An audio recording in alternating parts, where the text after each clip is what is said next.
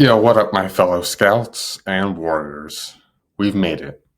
After a decade of heart pounding action, jaw dropping revelations, and more emotional trauma than any other series in history, the final season of Attack on Titan concluded.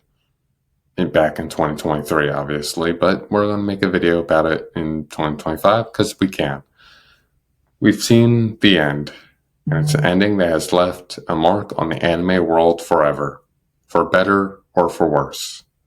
The final two specials, collectively known as AOT's final chapters, weren't just a wrap-up. They were a cataclysmic final that focuses and forces us to confront the very themes that have been displayed in AOT's entirety since the beginning of Season 1. Today, we're not just reviewing what happened, we're distracting and dissecting what truly was the big things in AOT, the big things of AOT's final chapters. We'll be exploring the character arcs, the philosophical weight of the finale, and why this conclusion and all its bitter, tragic glory is a masterpiece of storytelling. This is a deep dive into the conclusion of Eren Yeager's story. So let's get into it because this was an emotional final two movie arcs. I'm going to be honest, I cried at the end. It was sad. So let's begin on why or how AOT's final chapters truly concluded. アルミンも記憶が戻ったんでしょう。エレンが私たちに会いに来ていた時の。When it comes to AOT's final chapters, the first part of the final chapters immediately throws us into an unimaginable horror of the rumbling. This isn't a glamorous battle, it's an unfiltered depiction of genocide and destruction. The animation from Mappa is nothing short of breathtaking, but it's used to show us something truly terrifying. The entire hour-long special of Part 1 is dedicated to showcasing the sheer, unadulterated tragedy of Eren's plan. We're given a terrifying, immediate look at the victims, a mother desperately passing her baby off to others, families running from the inevitable, and the desperate pleas for a savior that will never come. The sound design is truly chilling, with the monstrous thud of millions of feet severing and serving as a constant soul-crushing backdrop. This isn't just a plot point, it's a thematic statement. AOT has always been about the consequences of violence, and the rumbling is the ultimate consequence. It forces the audience and characters to confront the reality of Eren's plan head-on.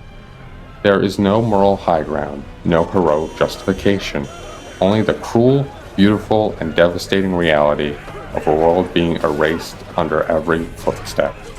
This portrayal sets the stage for the rest of the finale, ensuring that the stakes are impossibly high and the moral questions are impossibly difficult to answer. This shows the rage of the world finally cultivating into one singular event. Now, one of the biggest things is rivalries. In the face of this gruesome apocalypse, the former rivals and enemies of the island of Paradis are forced to unite. The Alliance, as they are known, is not a team of heroes. It's a collection of broken people with blood on their hands, forced to put aside their hatred to stop the evil that's coming or going. Their journey to stop Eren isn't just a physical battle, it's a philosophical and emotional gauntlet. Each member of the Alliance has to face their own past sins and actions, and their deeply personal connections to Eren himself. This is where we get some of the most powerful character moments in the entire series itself. One of the biggest is the sacrifice of Hange.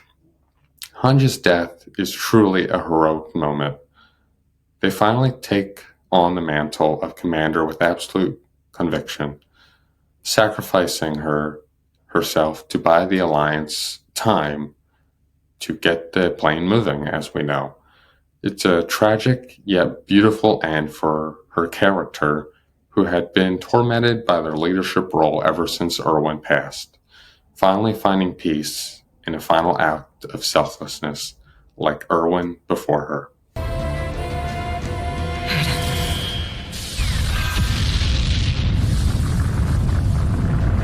Another one is that we see John and Reiner, once mortal enemies, working together, their shared trauma and a desperate need for a better future outweighing their past hatred. Their conversation and quiet understanding as they face down Aaron's force is a powerful display of the show's core message: connection and communication are humanity's only way forward.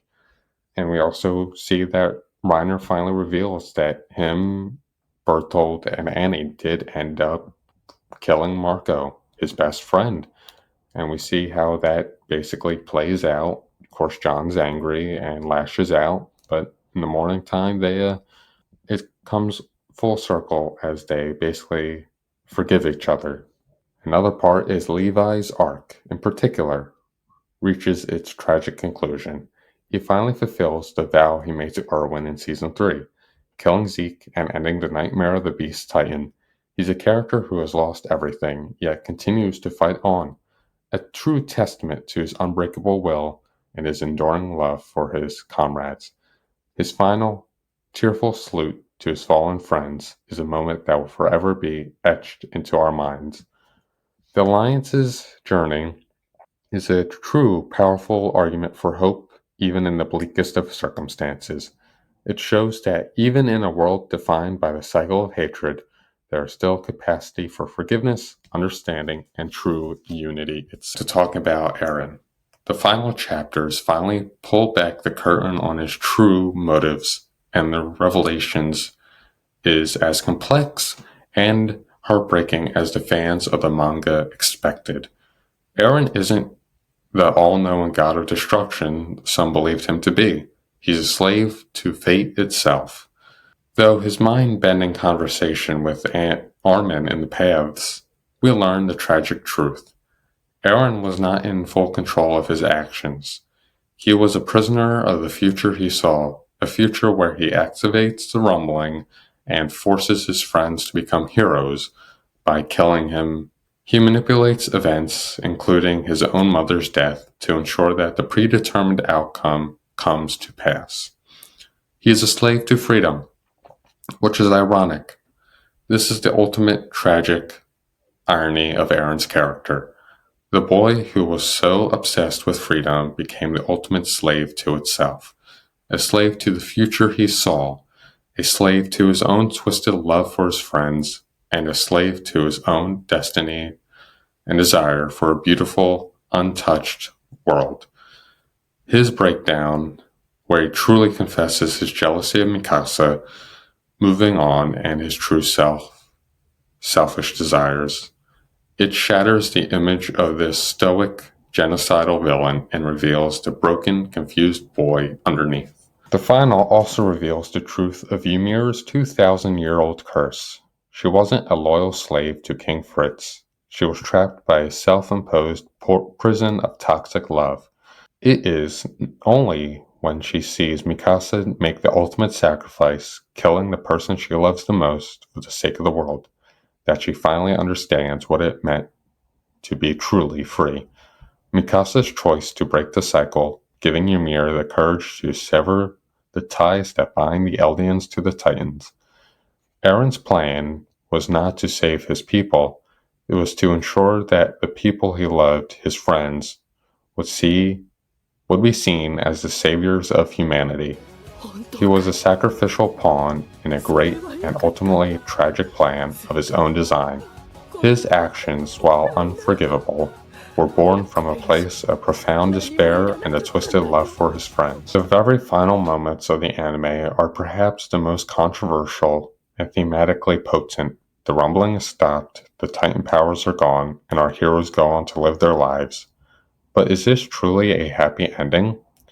The anime's epilogue, which mirrors the manga, paints a far more complicated picture.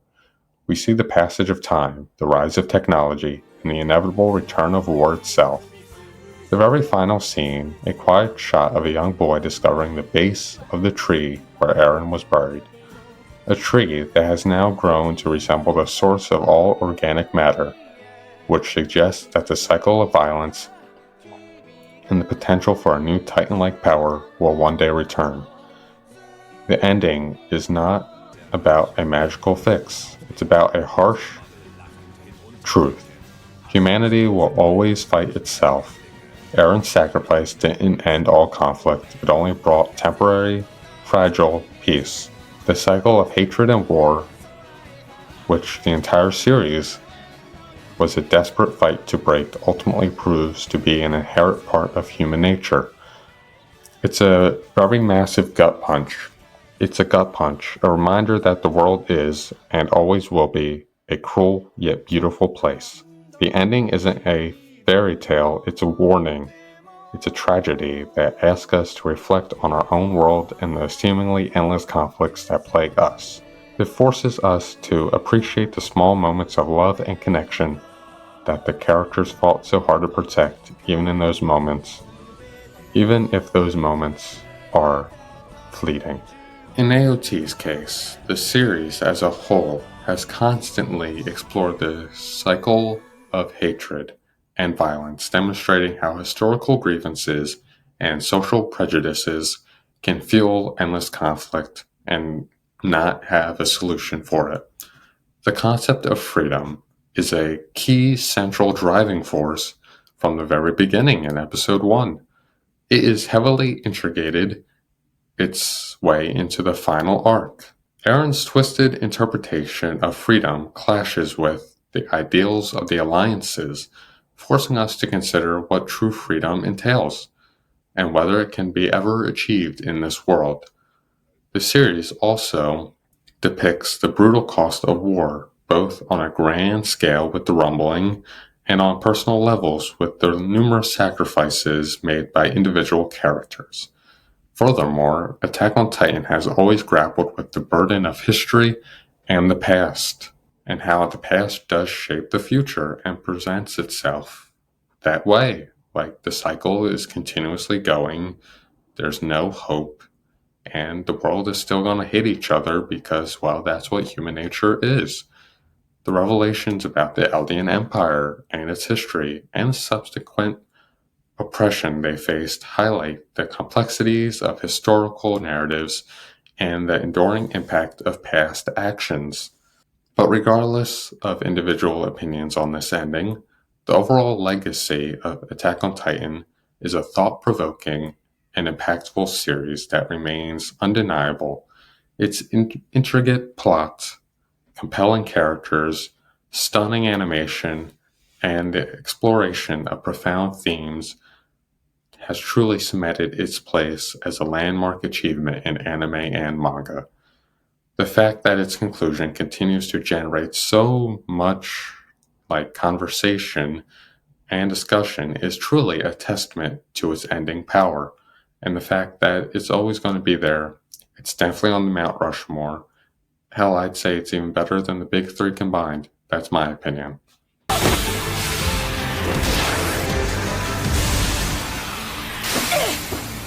So in the end, what is the legacy of Attack on Titan's final chapters? It's a story that refused to take the easy way out. It delivered on its darkest promises, but also provided moments of hope, heroism, and heartbreaking beauty. It's a story about a boy who wanted to see a free world but ended up destroying it under his own feet. It's a story about friends who had to kill the one they truly cared about.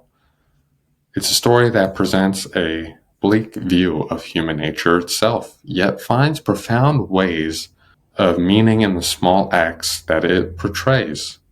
It portrays kindness, love, and selflessness that persevere against all odds. The final is a masterpiece of tragic storytelling, a profound and unforgettable conclusion to one of the most important anime series to ever come out. It leaves us not with a sense of simple victory, but with a complex mix of emotions of sorrow, of awe and a deep appreciation for the journey we've taken with these lovely, lovely characters.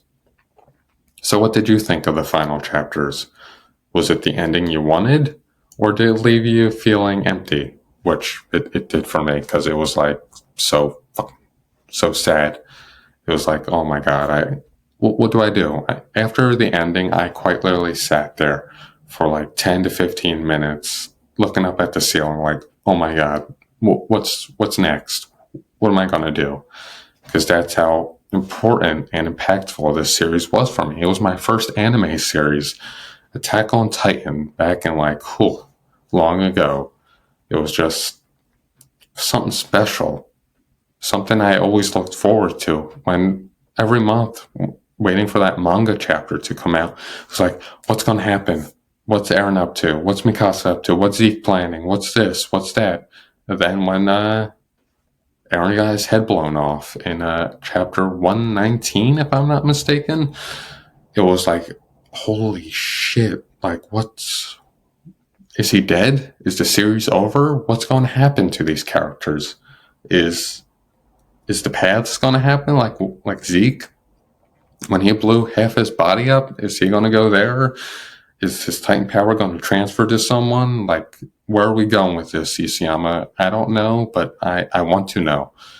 It was truly something special back in those days, man. But let me know your thoughts in the comments down below. If you enjoyed this deep dive, please hit the like button, share it with a fellow fan, and subscribe for more anime in-depth videos. Until next time, dedicate your hearts. 101. Signing out. See ya.